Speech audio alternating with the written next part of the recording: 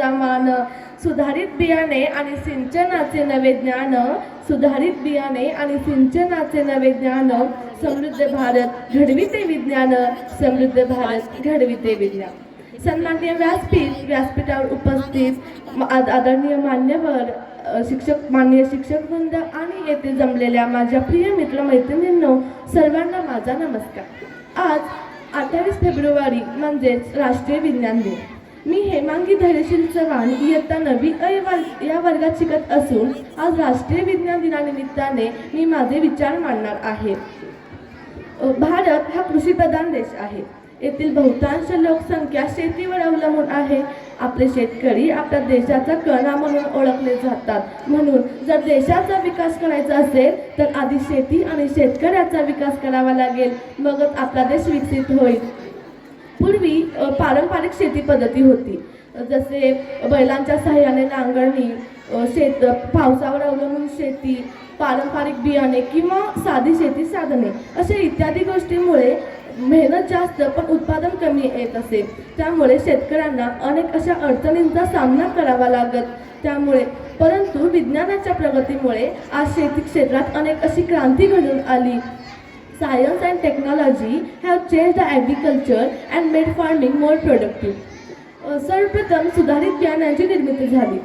उच्च उत्पादन देणारी व रोगप्रतिकारक बियाणे विकसित होऊ लागली. MS स्वामीनाथन यांच्या प्रयत्नामुळे भारतात हरित क्रांती घडून आली आणि अन्नधान्य उत्पादनात मोठी वाढ झाली. त्यामुळे आपला भारत अन्नधान्याच्या मानाने स्वयंपूर्ण बनला.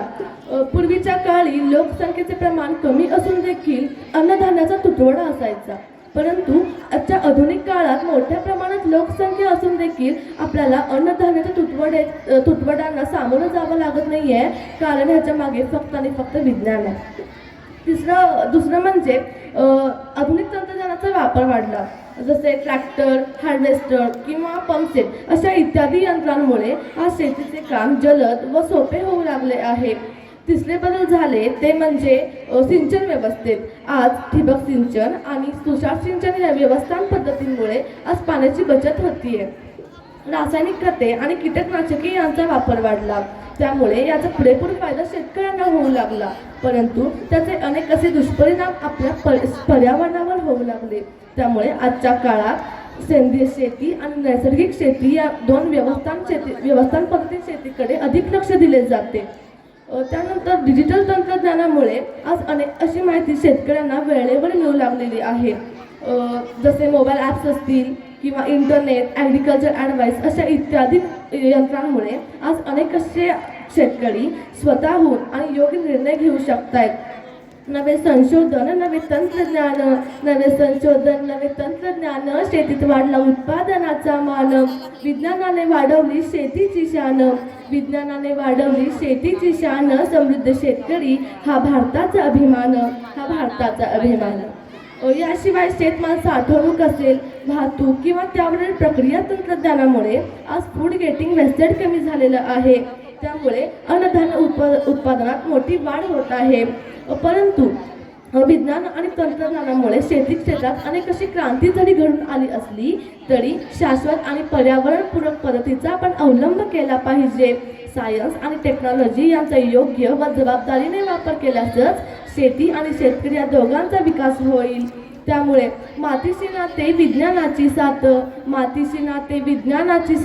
शेती बनली प्रगतीची वाट. ज्ञान तंत्रज्ञान हातात घेऊन समृद्ध भारत घडवूया आज. आज या राष्ट्रीय विज्ञान दिनी मी शेवटी एवढेच म्हणेन, विज्ञान आहे तर प्रगती आहे आणि विज्ञान आहे तरच समृद्धी आहे. तुम्हा सर्वांना पुन्हा एकदा राष्ट्रीय विज्ञान दिनाच्या खूप खूप शुभेच्छा. जय किसान, जय विज्ञान. थँक्यू.